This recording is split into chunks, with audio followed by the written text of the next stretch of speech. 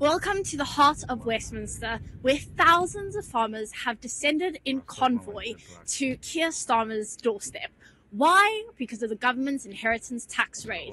At last year's budget, the Rachel Reeves decided to impose inheritance tax on farmers in the form of agricultural property relief and business property reliefs. And as you can tell, farmers are furious. British রাজনৈতিক ব্যবস্থার প্রাণকেন্দ্র Westminster house তার ইতিহাস জুড়ে অসংখ্য বিক্ষোভের সাক্ষী হয়েছে।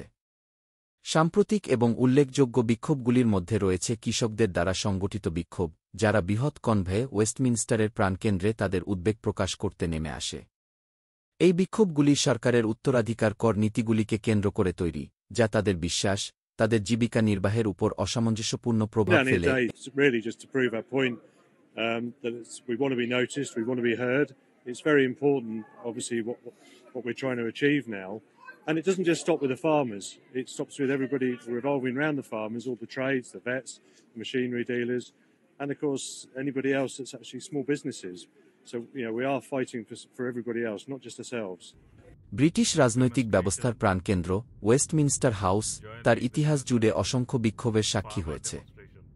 সাম্প্রতিক এবং উল্লেখযোগ্য বিক্ষোভগুলির মধ্যে রয়েছে কৃষকদের দ্বারা সংগঠিত বিক্ষোভ, যারা বৃহৎ কনভয়ে ওয়েস্টমিনস্টারের প্রাণকেন্দ্রে তাদের উদ্বেগ প্রকাশ করতে নেমে আসে। এই বিক্ষোভগুলি সরকারের উত্তরাধিকার কর নীতিগুলিকে কেন্দ্র করে তৈরি, যা তাদের বিশ্বাস, তাদের জীবিকা নির্বাহের উপর অসামঞ্জস্যপূর্ণ প্রভাব ফেলে এবং পরিবার পরিচালিত খামারগুলির ভবিষ্যৎকে হুমকির মুখে ফেলে। বর্তমানে যে সমস্যাটি সামনে রয়েছে তা হল উত্তরাধিকার কর, যা অনেক কৃষকের মতে একটি বোঝা যা তাদের খামার পরবর্তী প্রজন্মের কাছে হস্তান্তরের ক্ষমতাকে হুমকির মুখে ফেলে। বংশ পরম্পরায় ব্রিটিশ কৃষক পরিবারগুলি জমি চাষ করে আসছে, প্রায়ই এক প্রজন্ম থেকে অন্য প্রজন্মের কাছে বিশাল কৃষি জমি হস্তান্তর করে আসছে। তবে জমির মূল্য বৃদ্ধির সাথে সাথে উত্তরাধিকার করের বিলও বৃদ্ধি পেয়েছে। কিছু ক্ষেত্রে কর এত বেশি যে কৃষকরা প্রজন্মের জন্য কৃষিকাজকে একটি টেকসই এবং কার্যকর ব্যবসা হিসেবে নিশ্চিত করার বিষয়। It will affect our family farm. We'll be forced to sell our land if there's no change, and and then us fourth generation won't be able to take on the farm, and it will impact us massively. No, I think we just need the support behind us, and the public support means everything to us. Just all the support we can get just for our future. ওয়েস্টমিনস্টারে কৃষকদের বিক্ষোভ এই উদ্বেগের সরাসরি প্রতিক্রিয়া। হাজার হাজার কৃষক তাদের কণ্ঠস্বর শোনার জন্য কাফেলায় জড়ো হয়েছেন, দাবি করেছেন যে সরকার তাদের মুখোমুখি হওয়া অনন্য চ্যালেঞ্জগুলিকে আরও ভালোভাবে প্রতিফলিত করার জন্য তার উত্তরাধিকার কর নীতিগুলি সংশোধন করুক।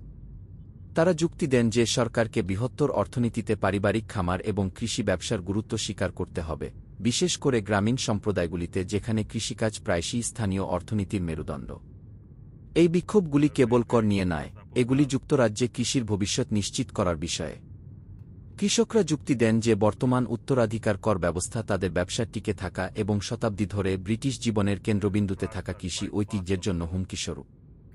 সরকার যদি এই উদ্বেগগুলি সমাধান করতে ব্যর্থ হয়, তাহলে কৃষকরা সতর্ক করে দেন যে যুক্তরাজ্যের কৃষিক্ষেত্র অপূরণীয়ভাবে পরিবর্তিত হতে পারে, যার ফলে দেশের খাদ্য নিরাপত্তা, গ্রামীণ অর্থনীতি এবং সাংস্কৃতিক ঐতিহ্যের উপর বিধ্বংসী প্রভাব পড়বে।